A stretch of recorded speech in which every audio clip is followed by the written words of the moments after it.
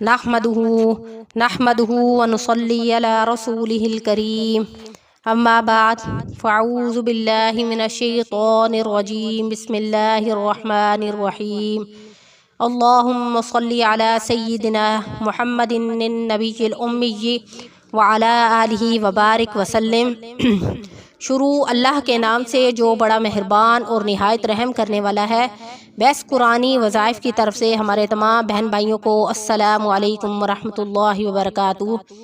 तो आज का अमल कुरान मजीद की एक सूरत पर मुश्तमिल है, जिस सूरत का नाम सूरत तगाबुन है। ये सूरत बहुत अज़मत वाली और बरकत वाली सूरत है। ये बाबरकत सूरत मदीना में नाजिल हुई।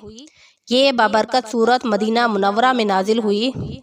इस सूरत का वजीफ़ा बहुत ही मुजर्रब वजीफ़ा है और बरकत वाला वजीफ़ा है। तो इस वीडियो में मैं आपको बताऊंगी कि आपने इस सूरत का वजीफ़ा किस तरह करना है।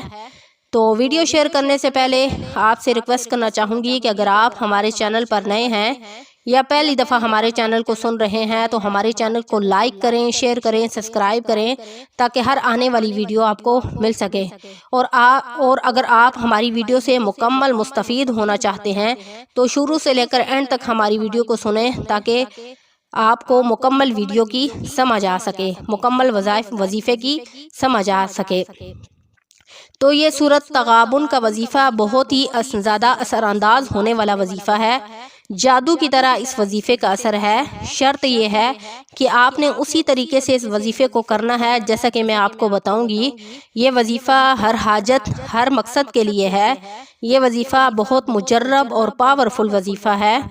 और ये वजीफ़ा हर मकसद, हर हाजत, हर कमी, जिस चीज़ की भी आपके अंदर कमी हो या जिस चीज़ की भी आप ख्वाहिश रखते हो, ख्वाहिश करते हो, उस चीज़ के लिए ये अमल है। ये सूरत का वजीफ़ा हर उस चीज़ के लिए है जिस चीज़ से आप महरूम हो या जिस चीज़ की आप ख्वाहिश रखते हो। तो इस काम के लिए खलूस के साथ आपने इस अमल को करना है।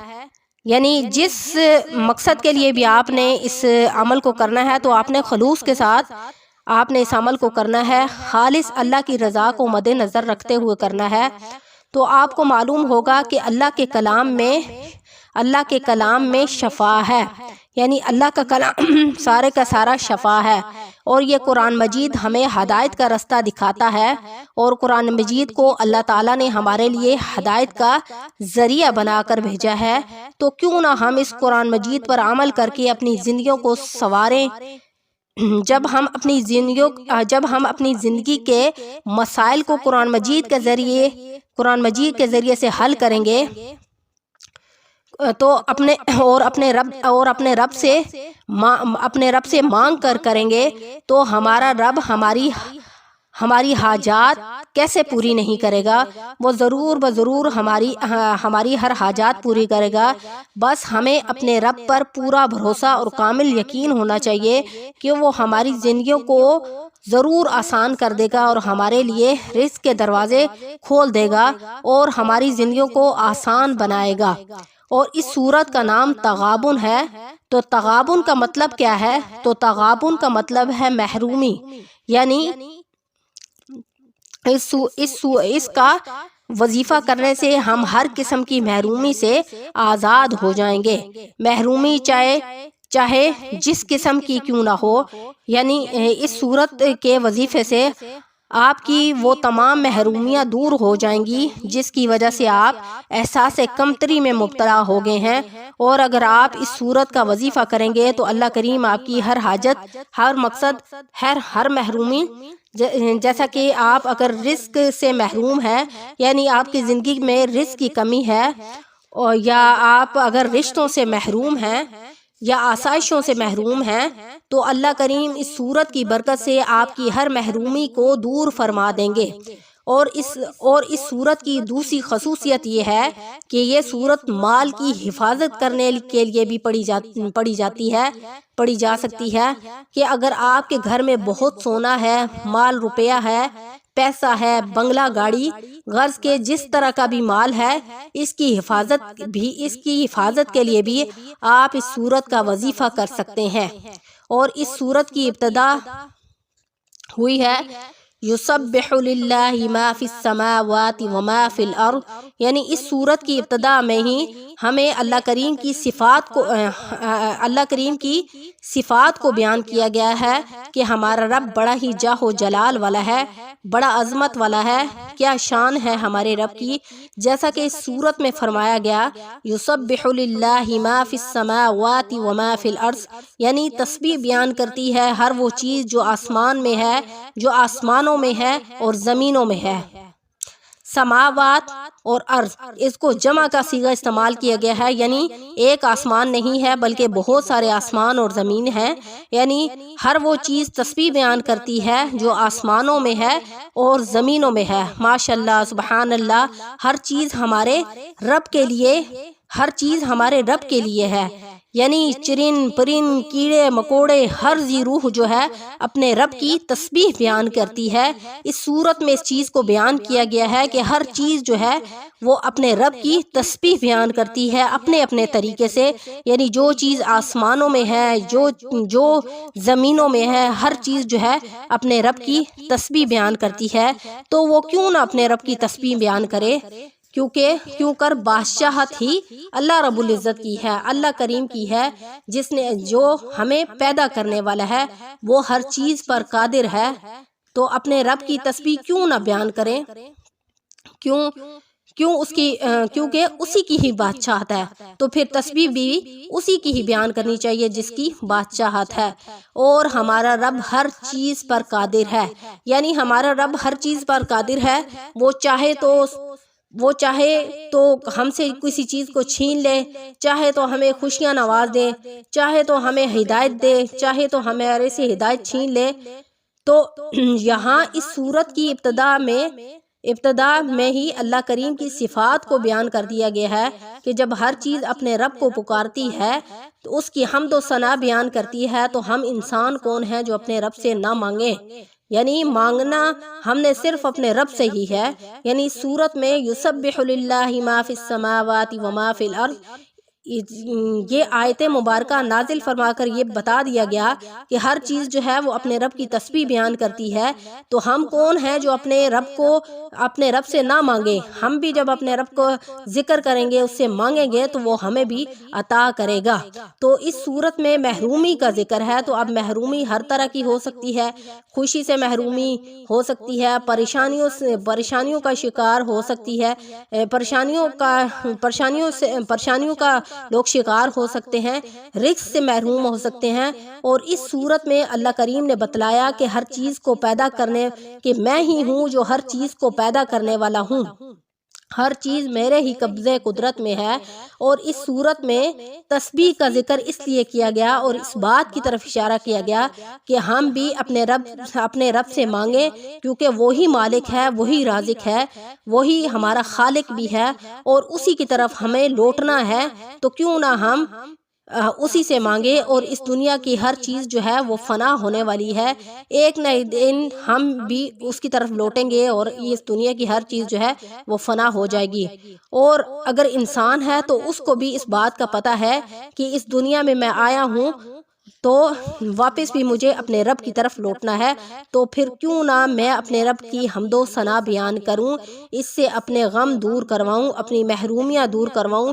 ایک مثال میں آپ کو دے کر بتاتی ہوں کہ جب ہم کسی غم میں مبتلا ہوتے ہیں، شدید غم سے نڈھال ہوتے ہیں، اور ہم چاہتے ہیں کہ ہمیں کوئی ایسا کندھا ملے جس کے کندھے کے پہ سر رکھ کر ہم اپنے دل کا بوجھ ہلکا کریں، تو ہم چاہتے ہیں کہ ہم اپنے پسندیدہ شخص کے سامنے بیٹھ کر اپنے دل کا غم ہلکا کریں۔ تو ہم اپنے پسندیدہ شخص کے جب کندھے پر سر رکھ کر اسے غم بتاتے ہیں، تو وہ ہمیں دلاسا دیتا ہے، ہمیں حوصلہ دیتا ہے، تو ہمارا بوجھ جو ہے وہ ہلکا ہو جاتا ہے اور ہم اپنی طبیعت کو بہتر محسوس کرنا شروع کر دیتے ہیں۔ تو اسی طرح جب ہم اللہ کریم کی تسبیح بیان کرتے ہیں، تسبیح ہم کسی طریقے سے بیان کر سکتے ہیں، اللہ کا ذکر ہم کسی طریقے سے بھی کر سکتے ہیں، یعنی کلمہ پڑھ کے کر سکتے ہیں، استغفار کر کے کر سکتے ہیں، کسی اور طریقے سے ہم تسبیح کر کے اپنے رب کو یاد کر سکتے ہیں۔ تو ہم کیوں نہ اپنے رب سے اپنے رب کی تسبیح بیان کریں اور اس کے سامنے پھر تسبیح بیان کرنے کے بعد اپنے غم کو ہلکا کریں اور اس کے سامنے گڑ گڑائیں اور اس سے مانگیں، کیونکہ دنیا کی ہر ساری چیزیں فانی ہے۔ تو ہمیں بھی چاہیے کہ ہم جو ہے اسلامی طریقے کے مطابق اپنی زندگی گزاریں، اپنے رب کو راضی کریں، 5 وقت کی نماز ادا کریں۔ تو جب ہم سارے یہ نیک اعمال کریں گے تو ہمارا رب جو ہے ہم سے خوش ہوگا، ہم سے راضی ہوگا اور ہمارے لیے ہماری زندگیاں آسانیاں پیدا کر دے گا، ہمارے غموں کو دور کر دے گا، ہماری محرومیوں کو دور کر دے گا۔ تو اس سورت کی ابتدا میں ہی بتایا گیا ہے کہ اپنے رب کا ذکر کرو، اپنے رب کو یاد کرو۔ تو ہر طریقے سے آپ اپنے رب کو یاد کر سکتے ہیں، نماز پڑھ کے اپنے رب کو یاد کر سکتے ہیں، تسبیح کر کے اپنے رب کو یاد کر سکتے ہیں، ذکر کر کے اپنے رب کو یاد کر سکتے ہیں، کلمے کا ذکر ورد کر کے، استغفار کا، درود شریف کا، غرض کے ہر قسم کا آپ ورد کر کے اپنے رب کو یاد کر سکتے ہیں۔ تو امید ہے کہ آپ کو میری یہ ویڈیو ضرور پسند آئے گی۔ تو اس سورت کا وظیفہ میں آپ کو بتاتی ہوں کہ آپ نے اس سورت کا وظیفہ کس طرح کرنا ہے۔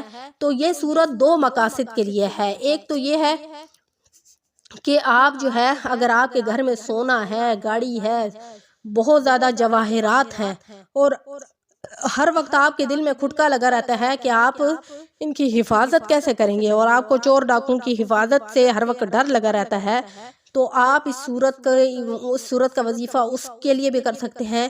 دوسرا یہ ہے کہ جب آپ دیکھیں کہ آپ پریشانیوں میں گھیرے گئے ہیں، غموں میں، پریشانیوں میں، مایوسی میں، نا امیدی میں آپ اتنے گھیرے گئے ہیں کہ آپ کے پاس کوئی رستہ نہیں ہے سوائے اپنے رب کو یاد کرنے کے، کہ اپنے رب کو پکاریں کہ وہ آپ کے لیے آسانی پیدا کر دے۔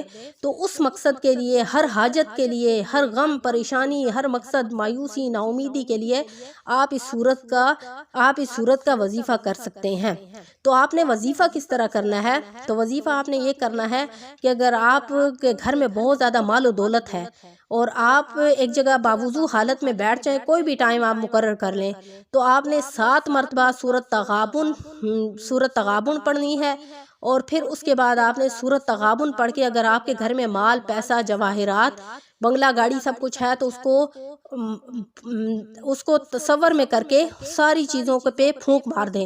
اور اس کے بعد آپ دوسرا کام آپ نے یہ کرنا ہے کہ آپ نے دعا کرنی ہے اور دعا کے ذریعے اللہ کریم کے سامنے اپنی حاجات کو مد نظر رکھنا ہے کہ یا کریم یا اللہ میری فلاں حاجت ہے اور اس سورت کے برکت سے آپ میری فلاں حاجت پوری کر دیں، فلاں پریشانی ہے، فلاں غم ہے، فلاں مایوسی ہے، فلاں نا امیدی ہے، یا جو بھی آپ کے دل میں مراد ہے، جو بھی آپ کا مقصد ہے، آپ اس مقصد کو مد نظر رکھتے ہوئے اپنے رب سے دعا کریں، کیونکہ اس سورت کا مقصد ہی کیا ہے کہ اللہ تعالیٰ کو یاد کرنا، اپنے رب کو یاد کرنا۔